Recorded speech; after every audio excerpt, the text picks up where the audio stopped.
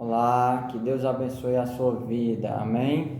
Gostaria de, nessa oportunidade, anunciar um presente que o autor da Bíblia Sagrada quer te dar, um grande presente, o melhor presente que você possa receber. E o autor do livro aqui, certa vez, disse assim, em João capítulo 16, versículo 33, no mundo tereis aflições. Você acredita na palavra de Deus, sim ou não? Porque ela está dizendo que no mundo teremos aflições, no mundo a gente passa por perseguição, no mundo a gente passa por tribulação, no mundo a gente passa por angústia, depressão, preocupação, nós sofremos, nós padecemos, ficamos angustiados. A palavra de Deus diz que em João capítulo 16, versículo 33, que a gente passa por aflição. Você está aflito, você passa por depressão, você passa por sofrimento, porque a palavra de Deus diz que você passa por isso. Então, eu acredito que se você passa, você pode começar a acreditar no que diz a palavra de Deus, amém? Acredite no que ela diz, porque ela diz, todas as coisas que ela diz são verdadeiras. E eu gostaria de anunciar uma boa notícia, certo? Mas você precisa acreditar na Bíblia para poder você acreditar nessa boa notícia. Mas se a Bíblia diz que você passa por sofrimento, passa por aflição, passa por angústia, e realmente você está passando, então acredito que você vai começar a acreditar no que diz a palavra de Deus, tá bom? Eu vou chegar na boa notícia, vou chegar no presente que ela quer te dar, que ela está te oferecendo, mas eu gostaria de falar um pouco de Jesus, certo? Jesus, quando ele esteve aqui na terra, certa vez ele disse assim, Mateus capítulo 8, versículo 20, Mateus 8, 20, Jesus disse assim, as raposas têm suas tocas e as aves do céu têm seus ninhos, mas eu, Jesus, não tenho aonde repousar a cabeça. Jesus não tinha aonde repousar a cabeça quando ele estava aqui na terra. Ele não tinha onde dormir, ele não tinha descanso, nem um local de morar ele não tinha. Você tem algum local de morar? Porque se você tiver, você já está melhor que Jesus. Você tem, às vezes não tem uma casa para morar, mora na ponte, mas tem um travesseiro para encostar a cabeça. Jesus não tinha nenhum travesseiro para repousar a sua cabeça. Ele diz em Mateus 8, versículo 20, talvez você esteja melhor que Jesus nessa terra, porque nem aonde repousar ele tinha. Você escutou bem? Talvez sua vida está melhor que a de Jesus quando ele passou nessa terra, porque ele não veio para usufruir dessa terra, ele veio para servir a mim e a você. Ele veio para te dar um presente a mim e a você. E eu gostaria de falar do nascimento de Jesus. Antes mesmo dele nascer, Mateus capítulo 2, versículo 13, diz assim, quando João, o pai de adoção de Jesus, e Maria estava grávida, perto de dar luz ao filho Jesus, Mateus capítulo 2, versículo 13 diz assim, um anjo do Senhor apareceu a José em sonho, levanta-te, disse o anjo, foge para outra cidade com o menino e a sua mãe, por quê? Fique lá até que diga que volte, pois Herodes, o rei da Judeia, vai procurar o menino a fim de matá-lo. Pessoal, antes mesmo de Jesus nascer, ele já estava sofrendo essa perseguição. O rei Herodes descobriu que Jesus ia nascer, que o libertador ia nascer, e ele convocou o exército para matar todos os meninos da cidade. E Maria, antes mesmo de dar a luz, o menino teve que fugir para outra cidade, para quando o menino nascer não ser morto. E a palavra de Deus diz que houve grande matança naquela cidade. Meninos de 2 anos abaixo, todos foram mortos. E Jesus não morreu porque fugiu, certo? Para outra cidade.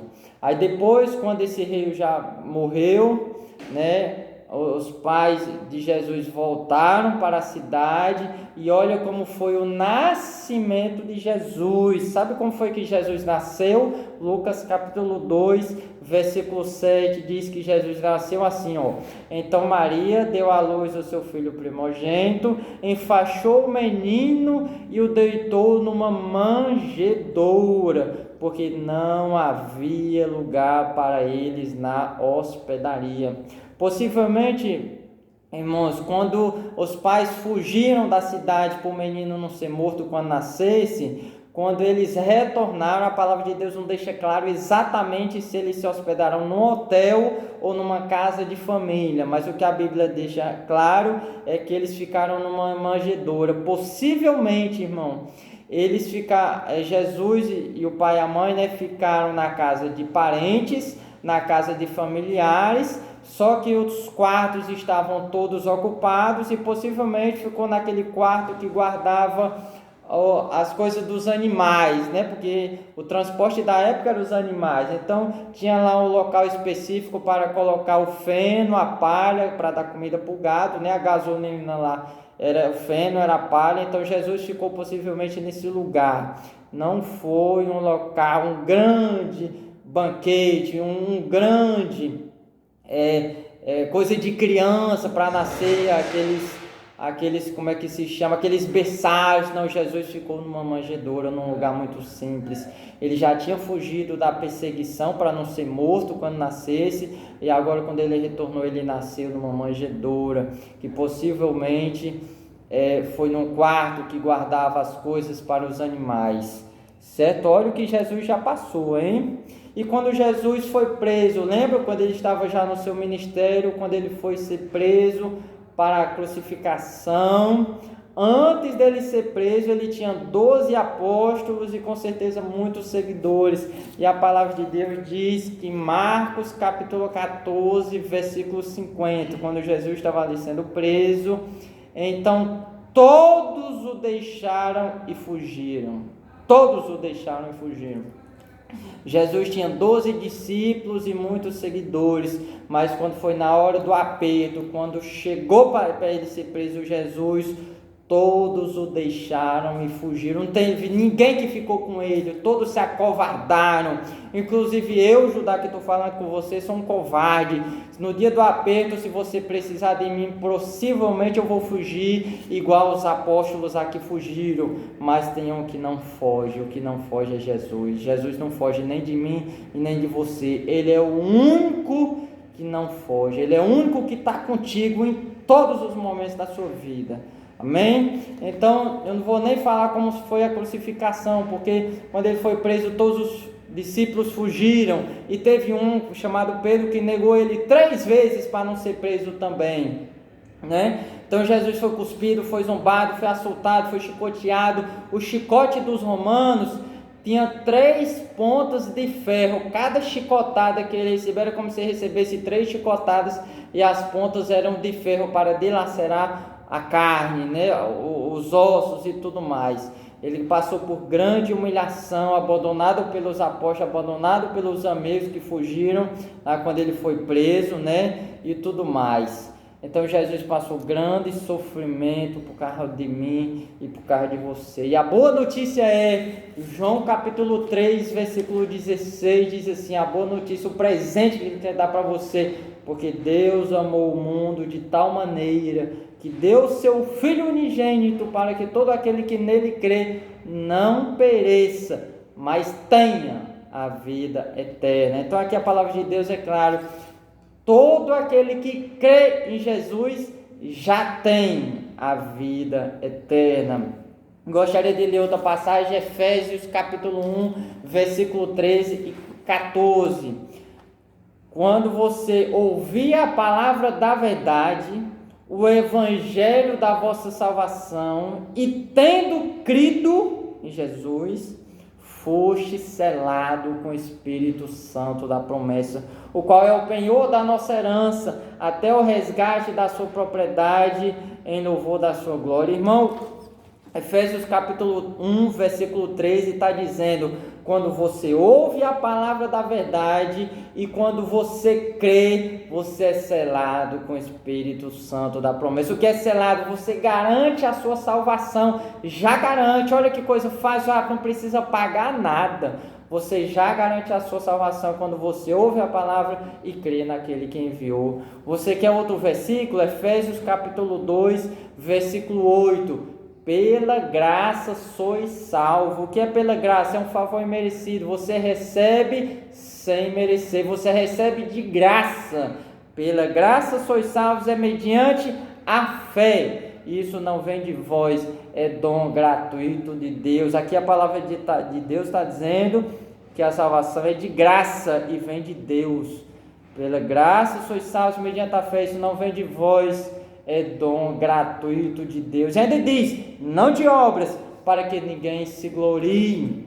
Okay? E o Senhor acrescenta a cada dia os que iam sendo salvos. Leia Atos capítulo 2, versículo 47, que diz assim: a cada dia o Senhor vai acrescentando os que foram salvos. Então, se você acreditou na palavra de Deus hoje, você escutou a palavra de Deus, escutou que Jesus Cristo veio morrer na cruz por mim e por você, para salvar dos nossos pecados, você já tem a vida eterna. Amém?